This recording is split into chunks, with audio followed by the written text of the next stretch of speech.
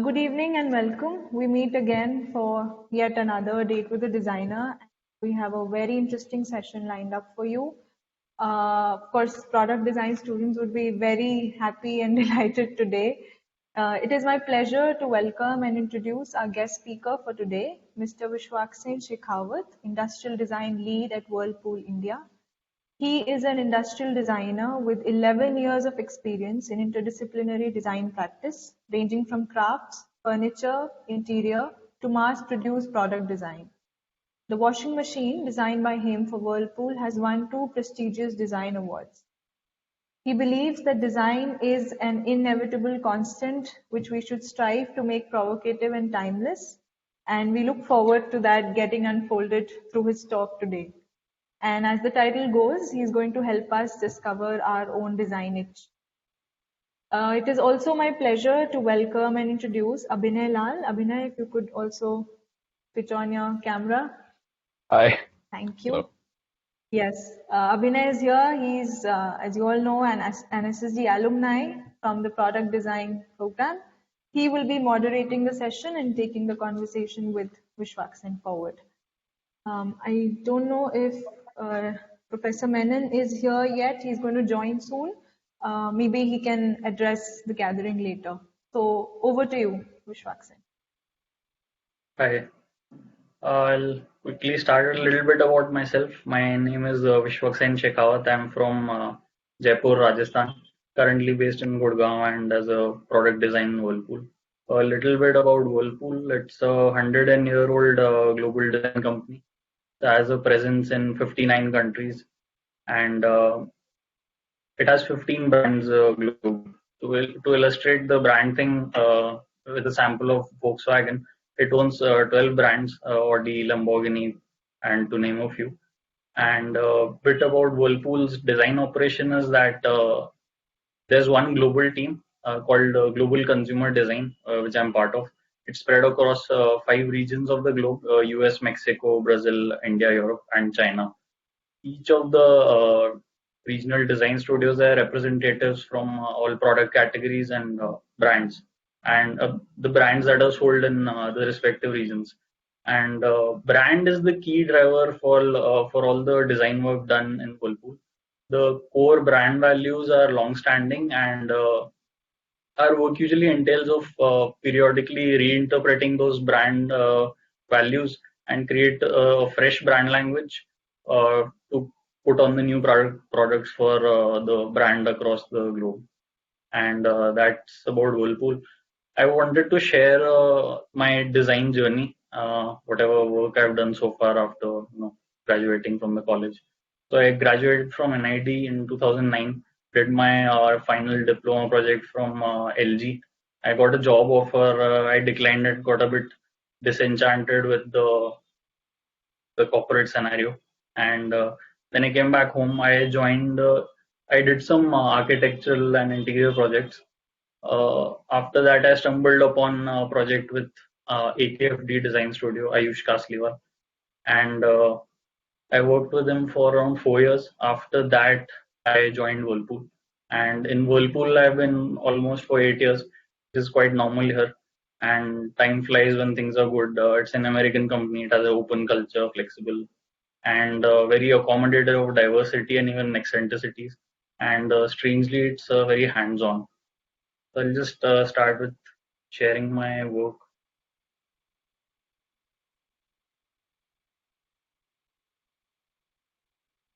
So I'll start with like I put my work time-wise. So this is what you see is my like the industrial training, one of the first projects which it's an academic project which we do in the industry. So yeah, and oh yeah, about the topic of design being an lifelong itch. So when I was thinking about it, and when I said it out loud, my wife reminded me of our first date, which I when we went to a restaurant, I made us walk out of the restaurant because I found the furniture was not very good, and in my defense, it was not ergonomic. So that being said, I feel design is everywhere and we cannot escape it. So whatever we do is an act of design or a reaction to another design. It's putting things together to fit a temporary context, and in that sense, each design has a lifespan. The longer the relevance to its context, the better the design is. And as young designers, apart from attempting to design, we should start seeing design. It's all around us and everything put together with some intention. So we should try to decode what we see all around, what's working and why it's working. So I've tried to sample a few from the body of my work to show the wider spectrum of the design I've tried in my whatever time I've worked so far. And when I look back on the work, I see it as an acknowledgement and a symphony of materials, processes, physical and emotional aspects of uh, people involved, people selling it, making it, using it. I think it's about the entire ecosystem and the life around the products.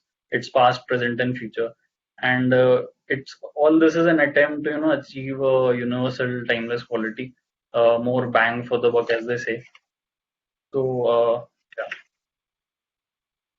yeah, as I said, I arranged it in a timeline to show you the progression.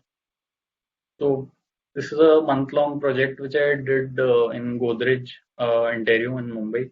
And this design which you see here, it made it to mass production without too much change from the intention which you see on the left. And it's been 13 to 14 years and still in the market. And why this works is that it utilizes the material and process at Godrej to its best, and cost, time efficiency, minimal material, and it has managed to get an expression along with that minimalism, and it's practical as well as ergonomic, and it is something which every bed needs to be easy on the eyes, little bit of charm, and it complements the environment which is in, and yeah, that's why I think it works. And then this is a final project which I did with LG Electronics, and it's about how much more a refrigerator can be, just over and above a cold storage box. It should help you in your daily life. It's an how does it extend to help you with the operation of your daily life. And in this design, the it plays up the lighting, the organized, it induces organization by segregation, provides you easy access, and you don't have to literally dig out things. Then this is some of the which I did with Ayush Kasliwal. Left hand is the it's a cast aluminium base and wood top, and it's so I'm just describing all the work so that you can understand what went in my head, and what I'm talking about. It's sand cast chair, and on the right you see a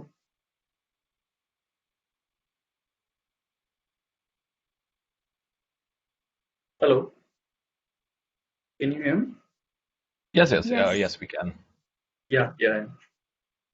So it's a wooden chair but it's stackable also, and the seat is made out of leather belts, and it designed the aluminium chair is designed to be flat pack and shipped, and this one is stackable. So I've also included some. These are the finished products, but what goes, behind, all the work goes on, and this is how it is made. This is stackable and flat packed. This is another one of my favorite chairs. It's made for a theme inspired by the natural reserves in Rajasthan, and it's a light looking but has a strong character and presence, and it may take a second lens where it leads your eye and it has subtle detailing and all. So that's why I get the behind the scenes. This is a rap bench. It is that's another old project. I think 6 7 years back it was done, and it's selling in this website called CB2, the strong seller. And then this idea has been cascaded to different formats of furniture, the production of it. This is a folding chair, armrest and arm version. So it was It was designed as a sturdy, portable chair, and the context here is very important. It's easy to carry, and it stands even when it's folded, and it's space efficient when stored. It's horizontally stackable.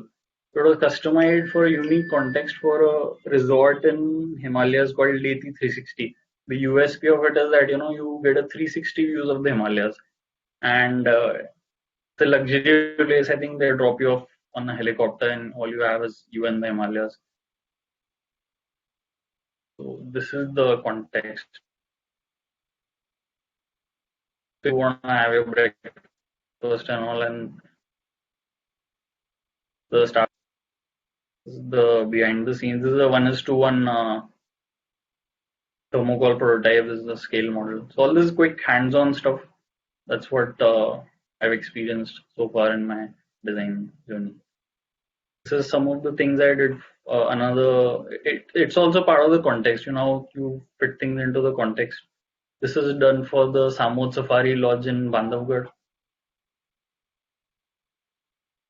and it's very what works about this is it's unobtrusive, and it complements the environment which it puts on, visually blends in, without disturbing the vistas of the deck where it's put. And it's got a wooden frame, and so the right amount of materials, where the material actually counts, you have to use that.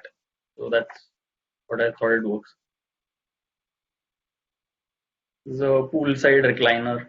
So the sketches which you see here, uh, from just these sketches, the piece in the image was made. So it didn't involve any CAD drawings. So this is just to show the power of the how a sketch can be used to deliver things. This is again one of my favorite. It was specially made for a private dining chef studio in Umaid Bhavan Palace in Jodhpur. So the sketch which you see here is it was the first outcome of the idea of what I had in my mind. And on the left you see the actual production sample of it, and it was inspired by this impeccable dress or dinner jacket or a tuxedo, that sort of crisp feeling for a formal dining occasion. This was the context here, just a quick sketch, and which is just from the sketch we translated the everything in the space. You can see how the space looks like. Everything here, and like the chandeliers, the chairs, everything was thought out and made from scratch just for the space. And we thought about right down to the intricacies of upholstery, and how like comfort was paramount for this. The sections, what sort of foam material, everything was. That was a good part of this thing. Some miscellaneous things. This is like a jewelry box where this thing slides, and you can put your stuff. It's so good. Then this one is a commemorative trophy for the Airport Authority of India, and the lamp, and this is a pepper mill inspired by the Lutyens architecture in Delhi. Some more tools and tables, different material uses, as you can see. Bar stools again. This is also one of my favorites. It's inspired by how trees and branches grow. We named it as a Sundarban stool. The grass chair, weaving in a spiral, and you can make a seat out of it. This is a thicket dining table. Again, using it's all designed to be flat packed and exported. So sand casting, using machined, pre-machined components like pipes and all. And then you can have your custom-made top of the wood of your selection.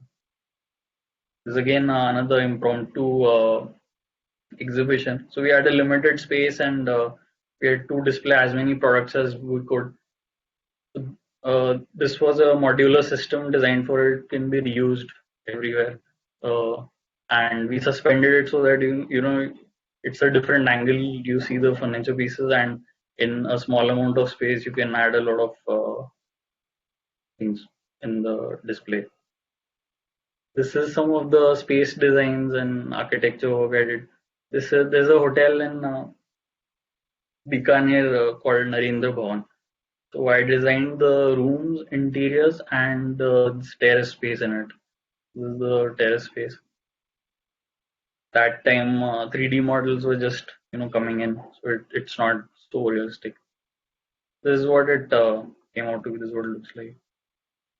These are the room interiors. So I think I've put the sketches here also. So these are first intention sketches, and right from that, I've used the sketches only to complete that journey, and you can see the finished rooms.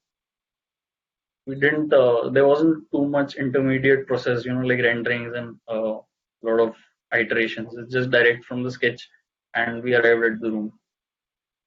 This is another theme of the room. Everything you see here is custom designed for this entire experience. All tables, even the sections of the false ceiling you see, that also are hand drawn, and I just gave it to the mason, so he did that. Some of the things, like these are the sketches we made. This is a spec sheet sketch, so these are all freehand. Just trying to lay emphasis here on how much you can get done through just a sketch. This is coming to some work done in Whirlpool. I did refrigeration projects, and now I'm doing washing machines. This is one of the refrigerator. Just making subtle details and making it look very harmonious. And yeah, and this is that time it was a new format. It's like a direct cool refrigerator, but you add a shelf for the vegetables. This is this was a interior design exercise for a frost-free refrigerator. So the idea behind this was, it should be a very luxurious but very robust looking detailing, and overall it should look very peaceful. That's what we tried doing here. This is another production project. This is in the market. This is the latest washing machine which I worked on. It won the IF award and the India Design Mark. Everything this project was it started from scratch. Usually we in how things are done is that you refresh certain parts of it and it sort of starts looking new, but this was entirely made from scratch. So it was a good experience of designing every part of it, and it has a lot of features which are new and which are not seen, consumer relevant stuff.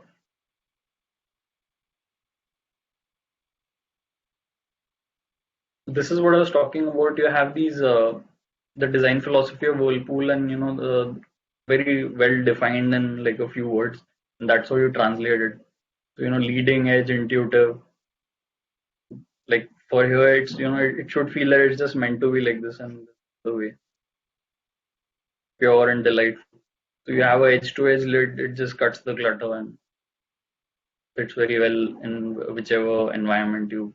And on the inside also you have very cascading surfaces, smooth. So it's sort of a seamless visual and tactile experience. This is the behind the scenes. This is a new factory which was put for the machine, and the first production piece. All the team members and all the stakeholders, they came and they're signing it, so it's going to be displayed over there. Just want to leave you with laying emphasis on sketching. These are some sketches made for themed interiors. In one sketch you can store so much information and records your ideas. So, yeah, this is all done old style, watercolors. This particular one was done for the theme of Ranthambore. Everything inside the house specifically designed for that. These are also pencil sketches, but what the sepia tone, what you see is interesting. It's actually infused tea, which is used, not watercolors. Some more sketches. Thank you.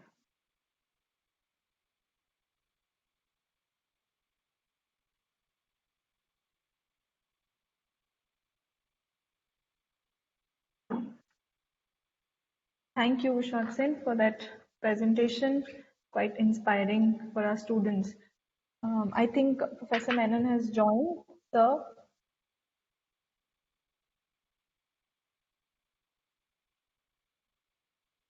Hi, Hello, Shashi. sir. Hello. Hi, how are you? Good. Am I visible on the screen? Yeah. Yes. Yeah. So it's a pleasure to have you on the Date with Designer forum that we have with our students. And as I'm sure Marina must have explained in the beginning, that this is meant as a way to connect our students with young designers such as yourself, young and upcoming designers who have been working in the field and who have been connected to various industries.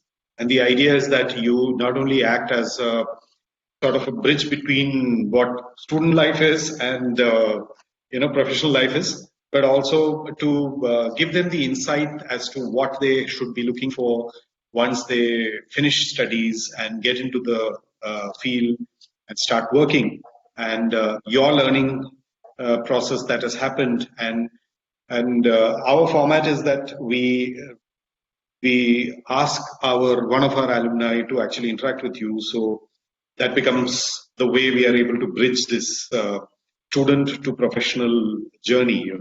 So I welcome you once again. And sorry, I was not able to join in the beginning because of a board of academic board meeting. So that's just got over. So I now hand it over to the moderator and to continue with the rest of the sessions. Welcome once again. Thanks, Thank you, Shashi. sir. That was nice of you to join in. I think we can move forward with the questions and answers for our participants who are here right now. And I just want to ask if anyone has any questions, please write them down in the Q&A section, and then we will move on to answering those. That would be nice.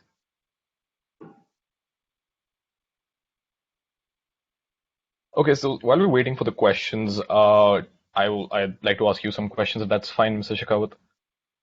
So Yeah. when it comes to designing all your products, be it washing machines or chairs and tables, or the wider variety which you have, under the electronic bits for washing machine, how do you figure out which mechanic or like which electronic part goes where and how? Do you like consult that with the engineering department, or do you have the prior knowledge of that and then you work upon that?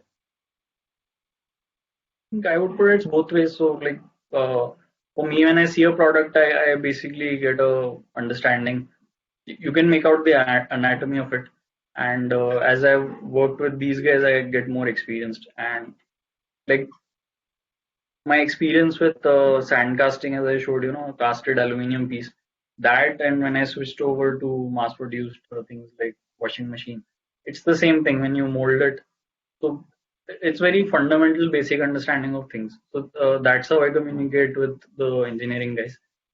And once you understand one machine, then it's very easy to extrapolate that understanding because all these things have evolved over time. So it's incremental. So you can always trace that journey of the product in your head. So after that, it's very easy to build up on things. I hope I've answered. You have, thanks. Are there any It's even questions which practically for the company. Sorry, it's always incremental for as a company. Also, you had one old machine, now you have to make it. We already know what's there in that and how we are building, what's new, and what new things are added, and what from our own capabilities, how are we building it up. So that journey is there in your mind. It's seamless so and organic. So when it comes to designing stuff, how do you know that your designers are going to have something new? Do you research with the engineering department saying, okay, is there anything new which is in the process of being released, or do you just design something and then ask the engineering department to make that accordingly? So in Whirlpool and I think all the other similar companies, you have marketing here, you have design, and you have engineering. So I think design is between these two, and we deal with brand, which is like almost the marketing interface. Talking about new, that way, there's nothing new under the sun. So it's the same old washing machine. But again, as I mentioned, how we reinterpret our brands. That's what is important. So I think the brand is the most important thing which is driving design for us. So you have those Whirlpool values. You, as time goes by, like whatever, when you want to reinvest in a product, either the you see, you feel for many variety of reasons that now it's the time to put a new product in the market because of the competition, or we just need new things. So then at that time we reevaluate things, and how the common, the global thought has moved of aesthetics and everything. So reinterpret our values, translate it into a new sort of a visual design language, and then you can apply it on all sorts of products. Okay, thank you. So we have two questions right now. One is from anonymous. The question is, what softwares would you recommend to achieve a much realistic product? So I work with a simple software called Rhino, and then I have in my team a studio engineer, which works with the actual engineering software. So he's the intermediate between me and the actual engineering team. So I normally work in sketches, and I just talk and do this, and the design happens for me. Like I said, and I have sketching sessions. Not even sketching, I won't call it sketching. We just talk, think, and it's almost in the air. We are visualizing like that, and then we just make a little doodle, like I showed you, and like that sort of thing. I don't lay too much emphasis on that, but I think going forward, if it also my advice is that it depends on what suits you as a creative mind. If you have that bent of mind, you have that affinity to softwares and all, then it's good. Then I would suggest a parametric software, which is SolidWorks or Creo. But if because what you use, the tool you use, it starts affecting your mind. So sort of remain fluid. I don't delve into that too much because I have people who do that sort of work. I stay in the sketching zone. Okay, great. I hope that answered your questions, whoever asked that. So now let's move on to the next question by Neil. He says, as students, we focus objectively to upskill ourselves. Since you know what the industry needs, do you recommend being mediocre in all or being selective and specialize in one particular skill?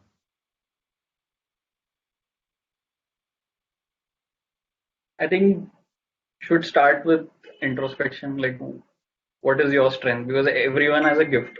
So ideally, if you identify that gift, and by now you've already chosen your stream and you come here, what appeals to you, like from my example, I didn't choose to get into software, get that specialization, because I wanted to take a different direction and stay in that design thinking space. So what was the question again? Specialization. Yeah, he was asking, do you think it's better to what would you recommend? Being mediocre in all of the areas or just being selective and specialize in one particular skill set? I think should start with being mediocre in everything, and then keep doing that. And because if you specialize, then you wait for someone to hire you or tell you, okay, this is the place where you have to use your specialization. But I think what I've learned so far in all the time I work, you have to start thinking like an entrepreneur. I wouldn't say entrepreneur, but a person who's running the whole show. You need to know everything about it. So from that standpoint, I would say jack of all trades, but just not related to design. From everything, how the person who's making, what goes on in his head, all that you have to know. Once you know this entire spectrum, then you can actually run a business. Do things with a macro impact or a deeper impact. But I think just learning something, getting that skill thing, and just waiting for someone to tell you what to do might not take you far. So I think you should listen to yourself, what your gut tells you to do. Because when I was a student, all the software was a rage, and a lot of people took it up. But it depends on aptitude. I sort of made out for myself that my I should take a different path, and what's my aptitude it doesn't suit that. Okay, thank you. Neil, I hope that answers your question. Let's move to the next question by Nimit. I can add another question if I didn't. Yeah. So another question which is asked by Nimit is, as a designer for an established firm like Whirlpool, are you still allowed to explore and experiment things, or do you have a set criteria to follow?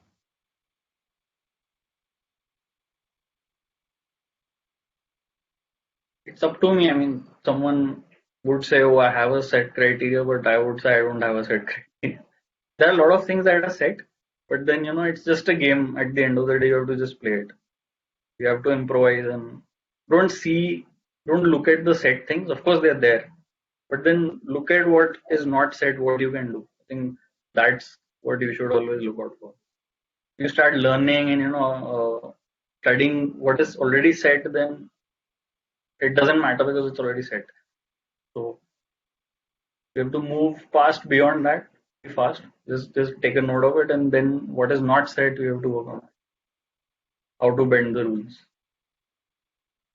Okay, Nimit, I hope that answers your questions. We have a question from Sagar which says, as a young product designer, what is expected from us by the industry and having the knowledge of materials and power tools beneficial?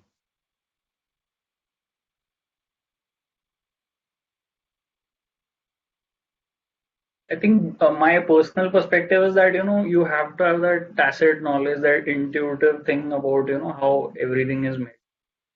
Like you must have seen in movies and all of those automotive designers, they just talk like that with their hand. Um, it's all in that little one line. Right? So that's where it counts. You can learn anything under the sun, but where it counts is that line. So I think it's that intuition. Intuition is very important. I think that should remain your high level priority, and everything should lead to that, to translate that perfectly. So I think sketching is where it starts. So sketching is like it's a conversation with yourself. When you're sketching it out, everything suddenly starts pouring out on the paper. So from there, how do you translate it really fast? Because as I showed you in my work, I've skipped a lot of steps in between and just translated the sketch itself to maybe interiors or products and all that. So I try to do that in my daily work also. I don't sit and design very detailed models. I just draw sections and all that, give it straight to the engineer, and I sit with the engineering guys and have a little play over there. So I mean, figure it out for yourself and how you're comfortable with working. But I think learn on the go, keep improvising. Don't wait for anyone to tell you what to do. Keep Be proactive and think how you can get this done. At the most, a good person, a mentor will tell you what is to be done and won't tell you how it's to be done. You need to figure out how to do it. And if you keep that, then you'll have fun in life. Okay, thank you. We have another anonymous question, which is, do you make the first final user product yourself, or is it just a prototype and process for a mass production product? I would say, like, talking about the last product I did. I mean, I showed you the picture of the factory and all that. So it was very hands-on for me, and we pushed a lot of boundaries for that. So, like, you mustn't have seen a edge-to-edge glass lid and how the curve happens and all that. So we had that idea. We just did one sketch, and then we made sure that that sketch is possible. Like, we take pride in saying, this was the intent, and we managed to translate it without too much distortion right down to a shop floor. So basically, we live for that. Whatever comes in between is there. There. Okay, thank you. We have a question from Abhishek. As the design student from MIT Pune, I'm interested in applying abroad to specialize into character model design, mostly for games. I was wondering if you had any tips for my portfolio or what I could do for any extra project. Sounds like specialization. So I think you should dig down. I mean, that's where I would start. Dig down deep. Why do you like what you plan to do? And from there, design something on your own. Like one thing which you really think is the truth, and put it out there. So, what was the question again? Sorry, I just digressed.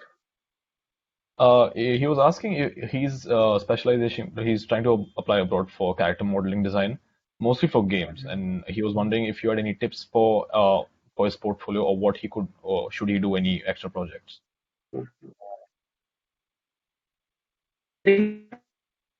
Thinking, as I said, see whatever's happening in this world, what you like, and then pick up any character existing game. You have to start seeing the macro level strategy. Uh, Apart from getting into a special thing like making a character for the game, you should start thinking that you are developing the entire game and the business of the game. I think from that perspective, start thinking. Of course, a skill is a skill. You can always learn it, but always have that perspective, because from that perspective, you'll get a better idea of where to put your energies in. I won't. I would always, even advise and talk about a macro level, and of course, micro level you can always figure out why a certain game works in a timeline of world history, because a certain game is working in a certain time. What's going to happen in the future? There are a lot of movies also, because realities are merging. Now we're just sitting in one place, and we exist in thoughts and screens and all that. So start thinking about the future also. So I think do your research, get your opinion on it, make something which you think should work in that scenario. I think that's what you should do, apart from learning some skill. Because Okay, then you'll thank have clarity when you're abroad. Then you won't wait for someone to tell you what to do. You'll have things, ideas to share with them. Then you'll start collaborating and building up. I think Okay, thank you you. have to start owning it. It doesn't look like we have any more questions. I would ask again, if you do have any questions, please ask now itself. I have a question. Can I go ahead? Yes, sir, go ahead. So, this is something which has been at the back of my mind for a while, that with IoT, right? With the way IoT is coming into the picture, smart devices, connected objects and products and all of that kind of a thing. How does that sort of figure in the way companies like Whirlpool work, and therefore, what is it that designers, fresh designers, design students, how do they, how should they pivot according to you to this whole thing of IoT, which is so far still a very strongly engineering oriented, computer science oriented domain, but I see a very strong link with IoT and industrial design, right? And especially smart devices and products and whatever. I mean, it could be in consumer durables, it could be in healthcare, it could be anywhere. But this, I think, is the future of products. So I just wanted to hear from you what you think and what you can tell our students on this. I think from a macro level, it's basically internet is connecting us to things. So and everything we do, all these things, objects around us, mainly they are made to make our life comfortable. So uh, like for example, a washing machine, it's helping me to for the dirt removal from the clothes and drying it on that. But I have to walk over there and I have to track it and all that. So for companies like Whirlpool, it's also application based. You find some innovation somewhere and you see, okay, I can use this and make my product better. Therefore, enhancing the experience and offering something new to the consumer. A washing machine, I view it as a service. So it's just the act of my clothes getting nice and I'm getting fresh clothes to wear. So how anything could hasten that experience, or enhance the quality of that. I think IoT from that standpoint, it's basically connecting what your thought to the end result. That's like I want cold air. I don't want to put the AC on. So Internet of Things will help me to directly jump to that. Like all the processing, the IoT will do. Right now, it's in a very nascent stage, and it's a Me Too scenario. If there's Wi-Fi connected, you press a button, this happens. But what the future I see is it's almost like our Alexa or Google or something that will always that's going to sense what I need, and certainly everything is taken care of. Like I don't even need to say that prepare my room, I'll be coming this time, this temperature and all that. It will be taken care of because algorithms will predict our behavior. So that's the extreme extent what I see. And like beach mein Okay, we so can that figure out what. yeah, but the interesting thing here is how should designers think? Because see, designers somewhere in the chain, right? They are on the beginning of the chain Yeah. also. They are at the end of the chain also. They are in the middle of the chain also. And in this whole process, the ability of the designer to actually strategize the product directions, the end of that chain to the at the user end of the whole thing, right? So that's where I think we need to probably change our probably way of working with things. So Yeah. that was there are some other questions. I would advise like for any topic we take the extreme scenario and then we backtrack from Hmm. it. So I think from there we'll get a super clarity and we'll be really fast. And then we can choose we intervene over here or here or here. Then Yeah, it's yeah, yeah. almost like a But matter then of applying whatever you have. correct. But then to be able to see that whole thing is that macro picture is, I think, going to be very important. People Yes, to, yes. That generate that ability, generating the ability to see the macro picture. even So, how we Whirlpool we work is that we create a North Star vision and then we hmm, backtrack and figure out, this is our capability, this is our budget, we can do this quality we can maintain, and then we choose a point in that direction. Right? This is what we can deliver at this point. Future, mein, we can do this. yeah, yes, of course. So, where is the moderator gone? I I have one question, if I may. Right. Yeah. Hi. I am actually taking this course, Portfolio and Presentation 7 for product design students. So there are certain questions that I keep on getting about as a employer, what do you see in the portfolio that you receive uh, from the students who are looking for their diploma, their graduation project of 4 months, and and what are your expectations for from a student? Uh, if I were applying somewhere, it's a job market and very dry term job now. So we have to figure out, okay, this sort of thing would be required by that, and then we make our proposal according to that. And many a times, the people who will give you a job, they also don't know too much what to expect. But Hmm. there's at the back of the mind, you can sort of take an approximation of this is what they might like because of their context. So we have to put ourselves in their shoes and think from their standpoint. So from Yeah. like my position, I can tell that like I'll see what sort of work I need. I need visualizations.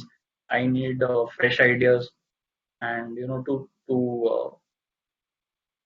like the future scenario creation, things like that. So, Hmm.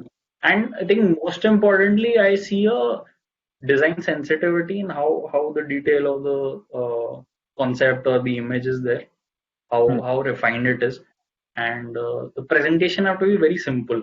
Like in the smallest of the information, most Hmm. of the message should come across. I shouldn't like my this is my personal take. Like with just a few glances, I should get it. If I don't, then I might not. I'd choose someone whose message is clearer and faster. Yeah. And You can what? judge the entire gamut of thing with just one point. Like Hmm. if this works for me, then I'll pay more attention. Yeah. It's And like what? What In do you movies, I've prefer? seen elevator pitch.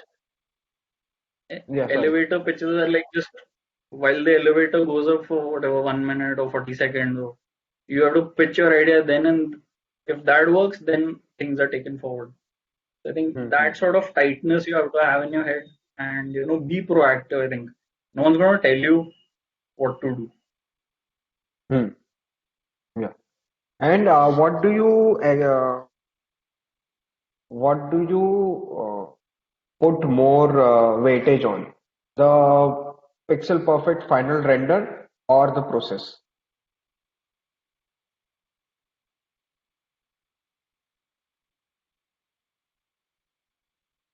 I think just one simple slide with it shouldn't be too much. Just basically, it should be simple. So how the intent is translated, first you define that intent and the final thing. So maybe Hmm. how I would present it is just one small sketch, and how what the final thing look like. And if the intent is the translation I see is very good, then I'd be impressed. And not too Okay. much text and all that. I mean, this is from my Yeah, personal perspective. obviously. I don't want to study. I just take a look at it, and if I see it interesting, a second look at it. That's how I choose. And Okay. it's more about people also. But like when we go to the campus placements and all, it's more about the person as well. The personality of the student. Okay. The personality, but yeah, the whole But vibe.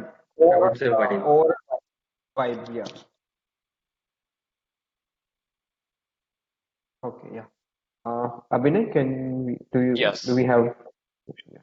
Yes, we have two questions. One again is anonymous, which says, could you give few tips on creating a product design portfolio for students applying for the industry internship? What kind of approach do we take? Is it showing the diversity of the skills we have, or specific sets of projects?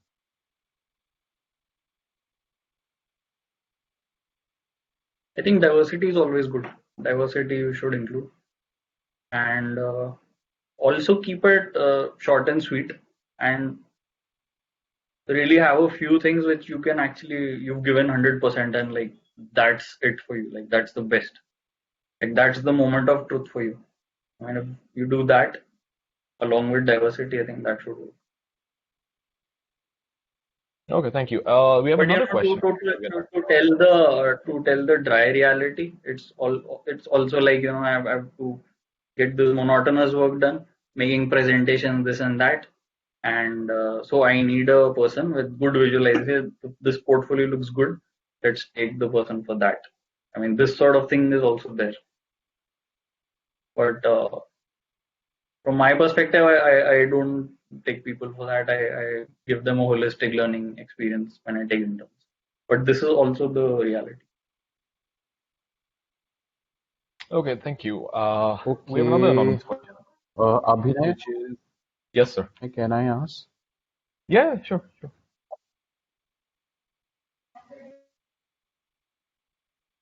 Okay, so I have you started as a lifestyle handmade material use product design, other interior project. When you went to company, there everything is mechanized and assembly line and conveyor system. They have a proper R&D system. They invest a lot on technology. They invest a lot on. And then there are a larger size of team which is working with the product from to user interface designer to engineer to electrician.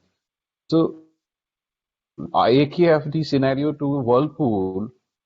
So did you face while adopting to new working environment, or it was just smooth for you? I mean, when I look back, I could have had a difficult transition, but if one keeps their mind open, because when you join earlier, I was playing a game like tennis, it's just two players. Now here I am playing this huge like match with like 4 football teams together. That sort of complexity is there. But I tried to keep myself open because the lingo, the jargon, way people think, the references, everything is very different. So get a grasp of the language, how they communicate, that helped me. And the practical aspects of manufacturing, material technology, that I didn't have a hard time with because plastic is a plastic, you can feel it, and you can start thinking and designing. It was the climb was more of people and the processes of that thing. But that's also not a very hard thing if you just keep yourself open and keep grasping things. Okay, thank you. And of course, it's about the piece and the product, the material and all that. But then it's also about the people. So here it's understanding all the stakeholders because we have these business meetings every month. It's called product PBT, product business team. So the MD, all the engineering heads, factory heads, everyone sit together and they thrash out what's happening every month. So this is the kind of way we work. So, I being a designer, people think we just sit and draw and create some ideas. But every month we step inside these guys' shoes and think from their perspective also. I think this is how Oh, Whirlpool scenario is different than PK. also, I think when it comes to with this kind of R&D department, product development, there is a major role by the finance department and marketing team. So when they predict for the next year what they want to launch with comparison to competitors, so where do you fit in where when you are guided with the lines or aligned with the lines guidelines of the finance and marketing team? Because here, as a designer, you can't come spontaneously and say that I want to innovate something and this is what I propose. So in situation like this, when you work with the larger team, how do you prove that what you saying makes sense? And do you find anything very difficult while working with finance and the marketing team while designing the product? I don't find it difficult at all because it's a fun activity for me.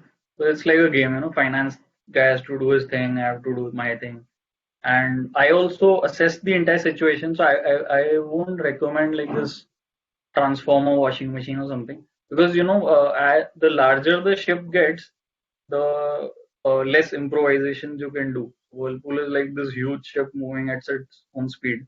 So you have to understand how that thing works. So I won't suggest huge changes. A lot of things happen as increments only.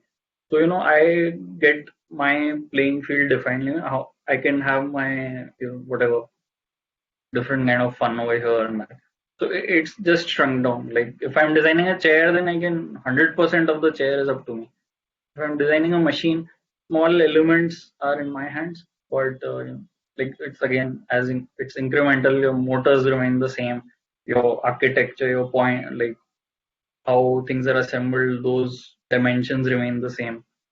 Packaging of the product remain the same. So I have to design something which will always fit in that package because thousands of those package will fit in the container on that huge ship which will be exported or transported. So all those macro aspects I have in my mind while I design something. So,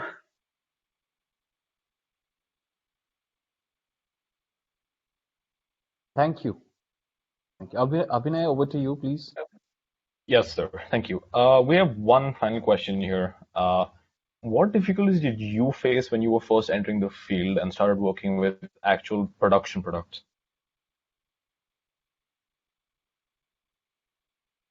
I I didn't find a roadblock in my head. I was fine, I think, because like when I look back now after 8 years, I feel like once you own it, then you suddenly start owning all aspects of everything. So automatically you're responsible for everything. So you know what needs to be done, why something is not happening, why what is happening. So if you have clarity on all these points, then you're not bothered by things. Either you can do it or this can't be done for these reasons. once the clarity is there, I think then life is okay. Okay, that's the last question which is there in the question and answer area. I'd like to ask one question from you. Is there something before you entered the field you wished you known about design or the area of design, for example, before you went into your LG internship or thesis project? Is anything which you wished you knew before you went in?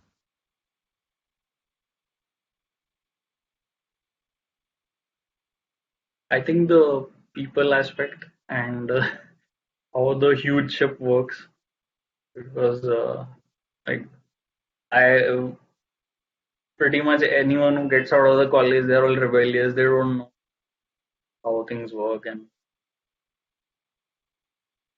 I don't wish I knew that because it's the experience. We had our own fun with people in the office.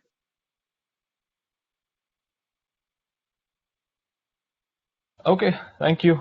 I think that's it with the questions because I don't see any more questions which are there, and I don't have any questions. If anyone does have a question, please ask soon because we have 3 minutes almost or something if you want to.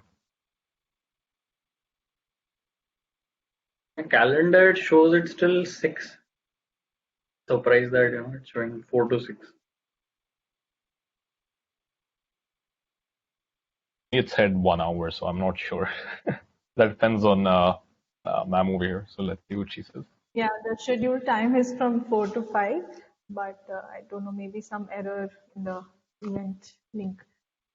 All right. So I think we can close with that last question. Vishwaksen, thank you for joining us today. It was a very inspiring talk. And I think, of course, a lot of takeaways for our students here.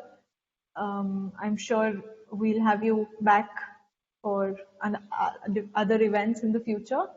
Thank you, Abhinay, for coming back. Always, always staying in touch. Thank you for having me.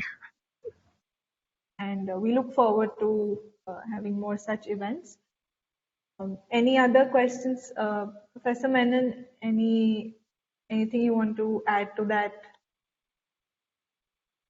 I would like to thank Vishwak for taking this time out and being here with us, and hope that will visit us sometime soon once the lockdown and other things and the students are back on campus and he's back in Gurgaon. I don't know whether you're back in Gurgaon yet or you're still not here yet. No, I'm back in Gurgaon. Okay, you're back in Gurgaon. So good. So hopefully we will get to see more of you. I would like to invite you to the school and actually meet the students and maybe do a workshop or something like that. We'll work on that. I think your experience would help a lot in getting our students more familiar and comfortable with the subject. So we look forward to that, and thank you very much for coming, taking your time, and all the very best to you. And that's it. Thank you, everyone. Marina, Abhinay. Thank you. Thank you. Thank you for having me. Thank you. Bye.